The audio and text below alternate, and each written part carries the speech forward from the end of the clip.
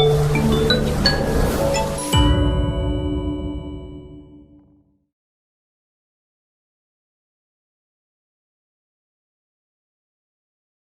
pessoal, estamos de volta para mais uma aula de matemática, aqui a aula de número 25.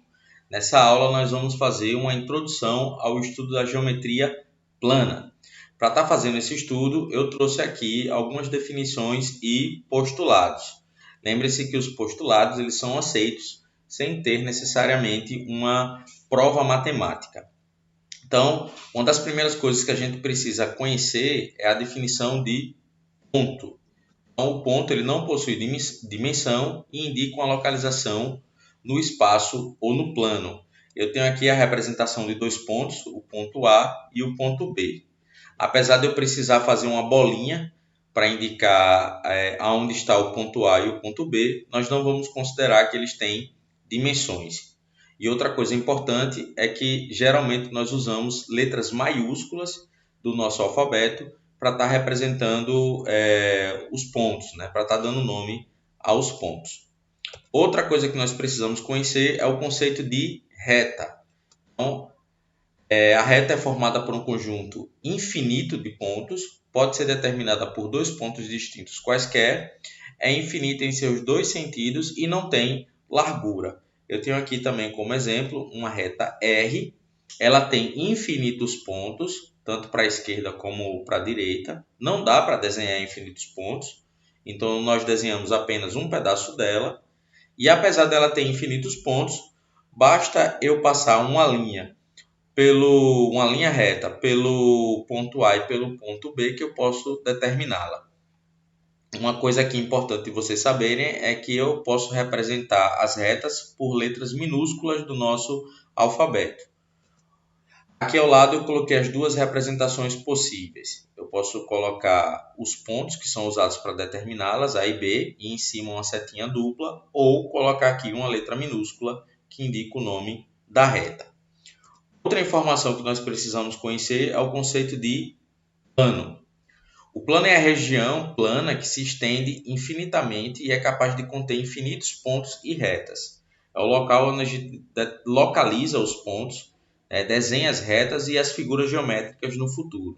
No futuro nós vamos ver as formas geométricas e faremos isso no plano. Aqui é a representação de um plano.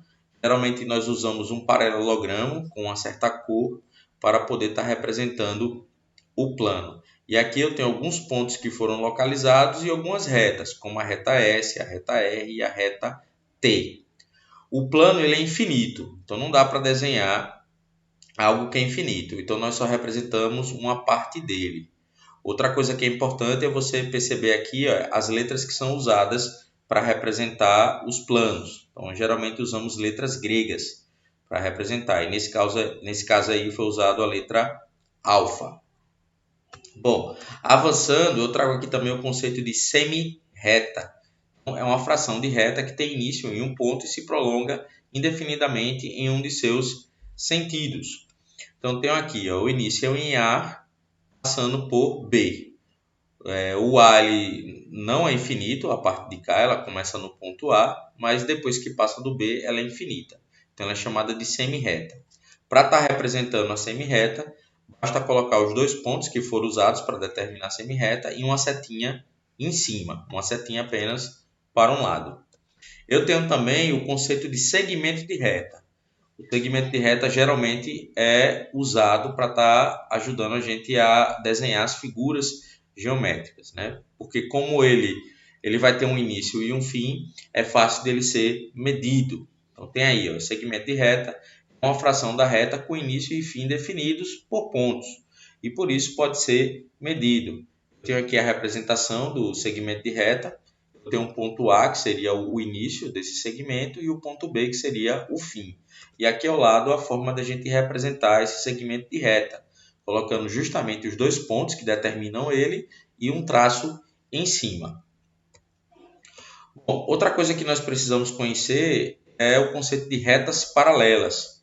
São retas coplanares que não possuem nenhum ponto em comum.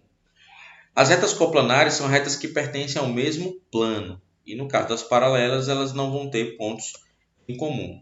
Está aqui a reta R e a reta S. Veja que elas não se tocam. Aqui só está representada uma parte dela, né? Lembre-se que as retas são infinitas. Mas dá para perceber aqui pela direção que elas estão que elas nunca vão se tocar. E aqui ao lado está a forma de representar que essas retas são paralelas, né? R é paralela a S. Outras retas que nós precisamos conhecer são as retas concorrentes. Então, nesse caso, são aquelas que possuem um único ponto em comum. Eu tenho aqui a representação de duas concorrentes, a reta R e a reta S.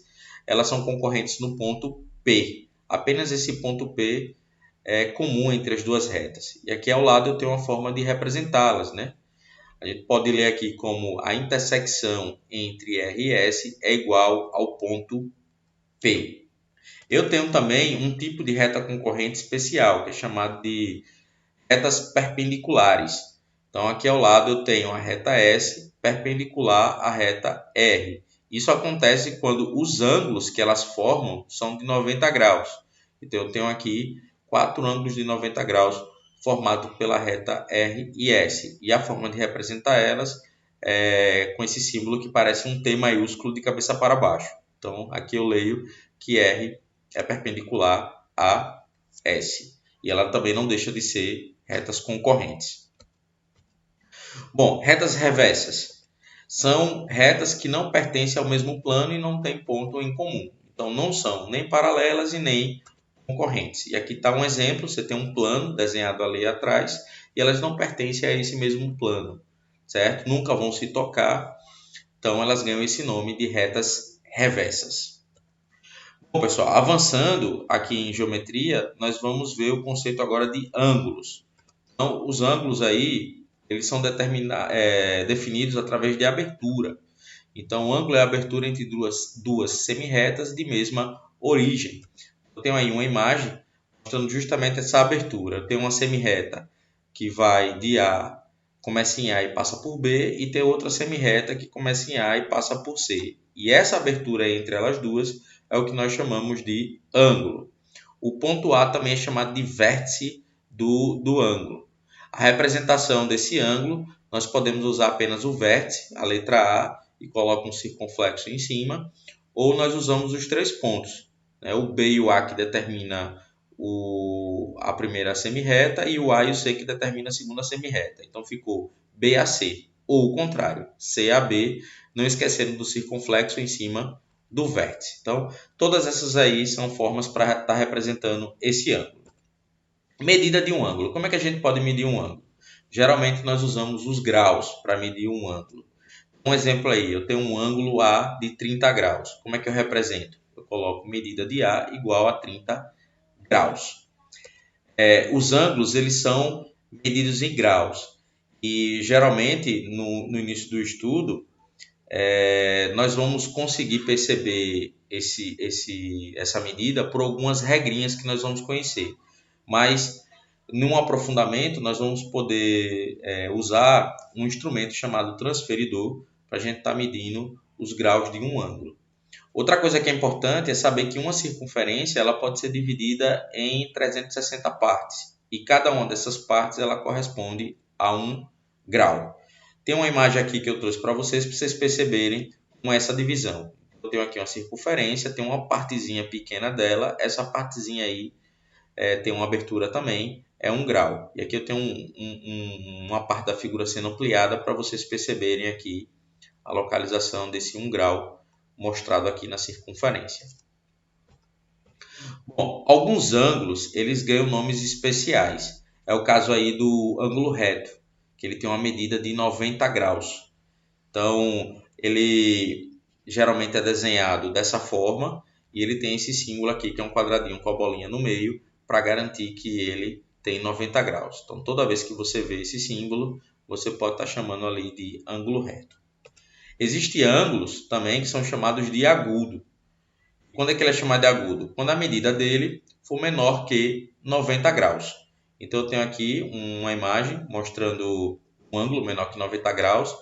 Veja que no tracejado eu teria 90 graus, mas ele está antes do tracejado. Então, essa abertura aqui tem uma medida menor que 90 graus e aí ele é chamado de agudo. Eu tenho outro ângulo aqui, que é o obtuso. Para você chamar ele assim, basta que a medida dele esteja entre 90 e 180 graus. Então, uma imagem aqui, no tracejado de novo eu teria 90 graus, ele está depois do 90 graus, então ele é chamado de obtuso. E eu tenho aqui outro ângulo que a gente pode chamar de raso. Isso vai acontecer quando a medida dele for 180 graus. Eu tenho aqui a representação dele, mostrando a abertura, né, correspondente a 180 graus de medida.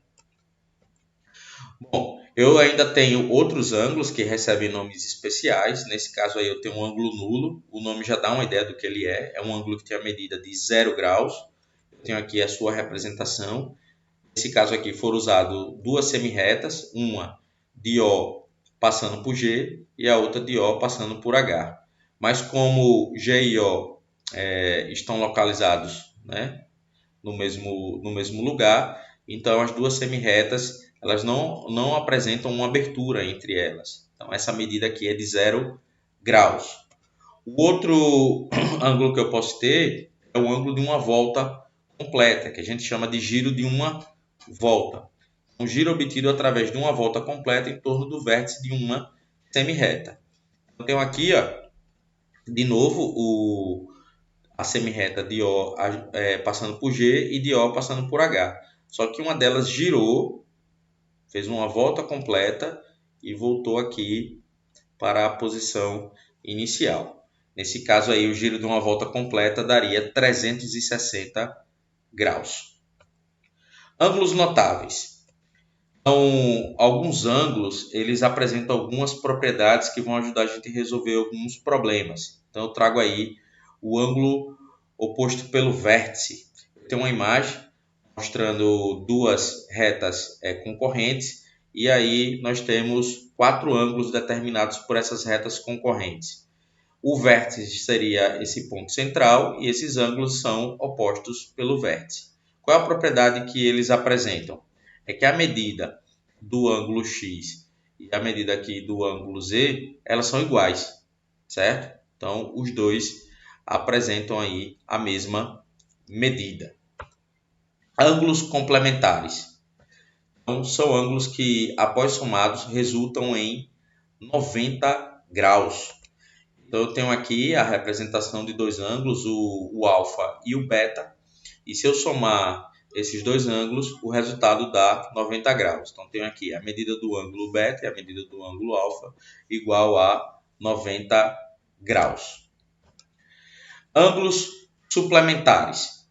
Eu tenho aqui, são ângulos que após somados resultam em 180 graus. Então, eu tenho aqui a representação de dois ângulos, o alfa e beta, e se eu somar eles dois, o resultado vai dar justamente 180 graus. Se dois ângulos são suplementares, dizemos que um é suplemento do outro. Ângulos correspondentes. Então, ao se traçar uma transversal por duas paralelas, são formados 8 ângulos distintos, constituindo 4 pares de ângulos correspondentes. Ângulos correspondentes são sempre congruentes, então eles sempre apresentam a mesma medida. Eu tenho aqui a representação de dois ângulos correspondentes. Foi traçado aqui duas retas, a R e a S paralela, tem outra reta transversal, a ARS. Eu tenho aqui os 8 ângulos. Aqui seria 1, 2, 3, 4, 5, 6, 7 e 8. Mas nessa figura foi destacado o alfa e o beta, que são correspondentes. E a propriedade deles é que eles apresentam a mesma medida. Ainda considerando os ângulos correspondentes, nós temos outros casos que podem ser analisados. Então, um deles chama-se ângulos alternos internos. Nesses alternos internos, a medida também é igual dos dois. Então, eu tenho aqui uma imagem mostrando o alfa e o beta, chamados de alternos internos. Por que alternos? Um está de um lado, o outro está do outro. E por que internos? Porque eles estão entre as duas retas, R e S. E nesse caso aqui, eles dois apresentam a mesma medida. Outros ângulos aqui que podem ser analisados são os ângulos alternos externos. Então, um está do lado, o outro está do outro, mas eles não estão mais entre as retas R e S. Então, eles são chamados de externos. E a propriedade que eles apresentam é que a medida deles também é a mesma. Eu tenho aqui também os ângulos colaterais internos. E a propriedade que eles apresentam é que se você somar os dois, o resultado dá 180 graus. Eles são suplementares. Eu tenho aqui uma imagem mostrando como seriam os colaterais mesmo lados, e internos porque estão entre as retas R e S. Somou os dois, 180 graus. Eu tenho aqui os colaterais externos, que também apresentam a propriedade de serem suplementares. Então, o alfa mais o beta dá 180 graus. Eu tenho uma imagem aqui mostrando dois colaterais externos, né? Estão do mesmo lado, mas não estão entre as retas R e S, certo? Bom, com essas ideias, dá para a gente analisar algumas situações. A primeira que eu trago aqui para vocês é a soma das medidas dos ângulos internos de um triângulo. Então, tem uma imagem aqui mostrando um triângulo, só que os seus lados estão desenhados com retas, né? Então, está passando aqui dos vértices, mas o triângulo está aqui no centro. E aqui também está determinado seus ângulos, né? X, Y e Z. A soma dessas medidas aqui, desses ângulos internos de um triângulo, pode ser verificada se você usar um dos vértices para analisar. Por exemplo, se eu usar esse vértice aqui, eu posso afirmar que a medida desse ângulo aqui, dessa abertura, é igual a x, né? Analisando os ângulos correspondentes, aqui x. E eu posso também analisar e determinar que essa abertura aqui é igual a Z, né, que seriam alternos internos aqui, ó, igual a Z, certo? Então, se eu somar YZ e o X aqui, eu teria um ângulo raso de 180 graus. Então, fazendo essa análise dos ângulos correspondentes, eu posso estar aí afirmando que a medida de X mais a medida de Y mais a medida de Z em um triângulo qualquer dá 180 graus. Bom, pessoal, essas foram as informações da nossa aula. Eu estou deixando aqui uma atividade para vocês, a atividade do nosso livro, módulo 3, capítulo 7, as páginas 24, 25 e 26. Eu espero que vocês tenham gostado da aula. Um abraço. Tchau, tchau.